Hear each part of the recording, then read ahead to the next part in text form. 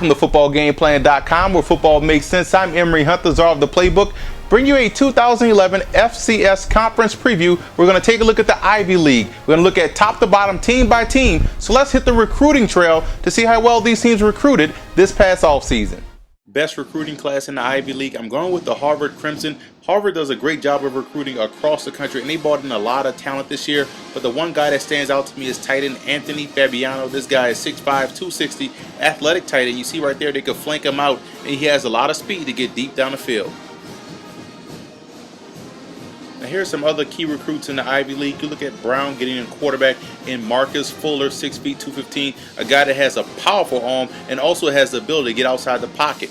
Columbia was able to get another talented quarterback in Cal Prince. This guy is very athletic, and it goes with their mantra. They love athletic quarterbacks, and he's going to be a great one. I really like Taylor Betros out of Jacksonville, Florida. This guy brings a lot of speed and is going to be that weak side linebacker for the Big Red.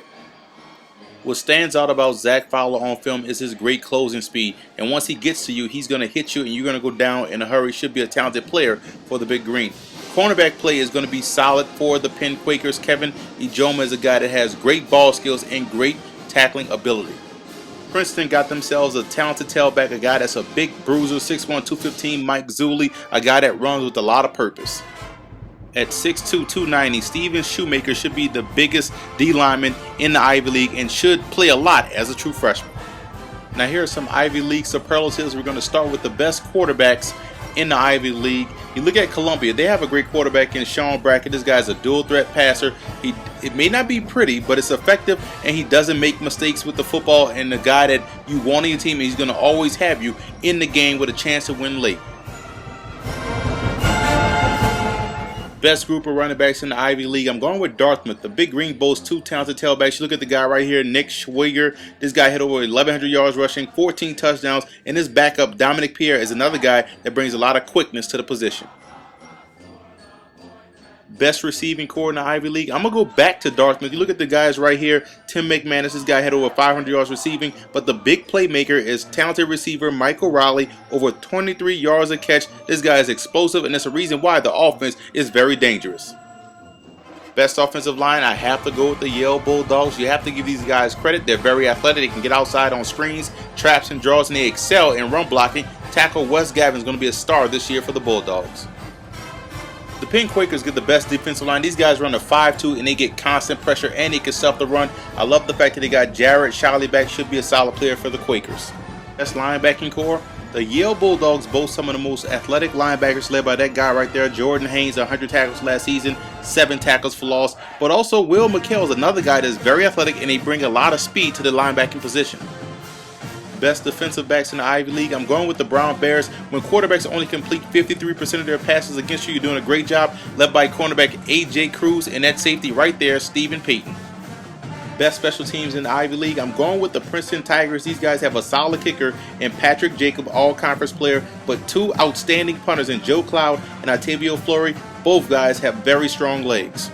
Offensive MVP, I'm going with Columbia's quarterback, Sean Brackett. This guy is going to be outstanding this season.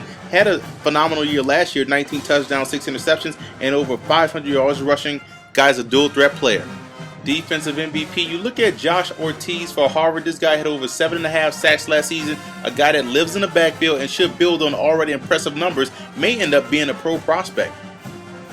Freshman of the year, I'm going with Penn's cornerback, Kevin Ijoma. This guy has great technique. That's what stood out to me on film, is his technique. Very technically sound, and also played some running back and wide receiver in high school, so you know he has the athleticism. Should be a solid player for a long time for the Quakers.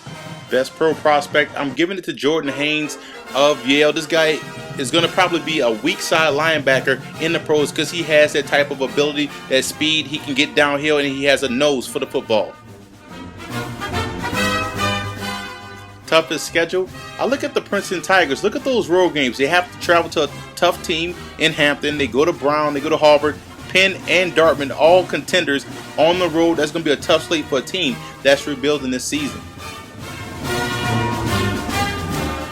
Team on the rise in the Ivy League, I'm going with the Columbia Lions. I like the direction they're going. They have a great talent base here in New York City. They recruit well, and that defense is going to be aggressive no matter who they plug in there. Prediction time in the Ivy League. Number 8, I'm going with the Princeton Tigers. Reasons for optimism: you have to love the front 7 of that defense, the D-line, and also the linebackers are a very stout group, and the offensive line will be vastly improved. Causes for concern: they lack playmakers on offense after losing their top tailbacks and talented wide receivers. But what we will learn is that Princeton, with a young team, is probably a year or two away from being in the top half of the Ivy League. At number 7, I have the Cornell Big Red. Reasons for optimism: I love the defense of the Big Red. These guys are very talented. They're very stingy, especially in the run game, and they're going to keep these guys in a lot of ball games. And I also love the offensive depth. The skill positions are very solid. Quarterback play is going to improve.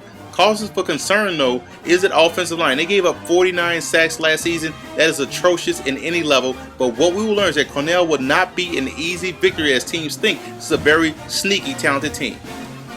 Next up is the Columbia Lions. Reasons for optimism: quarterback Sean Brackett does a great job of keeping that offense on pace. He doesn't make mistakes. He keeps these guys ahead of the chain so the offense won't beat themselves. Causes for concern: they're breaking in new wide receivers, and defensively they lost a lot of talent, and that schedule is brutal. But what we will learn is that Columbia still has enough talent to cause some noise in the Ivy League and will be a pesky opponent throughout the season.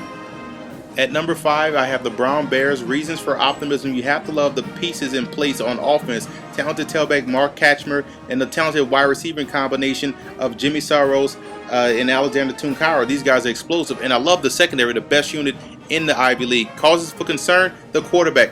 Can the quarterback step up and make plays? And the offensive line lost a lot of key players, but what we will learn is that Brown is a dark horse candidate to win the Ivy League. Next up is the Harvard Crimson. Reasons for optimism: you have to love the defense. These guys can get pressure on the quarterback, they can slow down the run game, and they also can create a lot of turnovers, so that's what you want out of a defensive unit. And also like the new running back in Trevor Scales, who's going to be replacing Geno Gordon.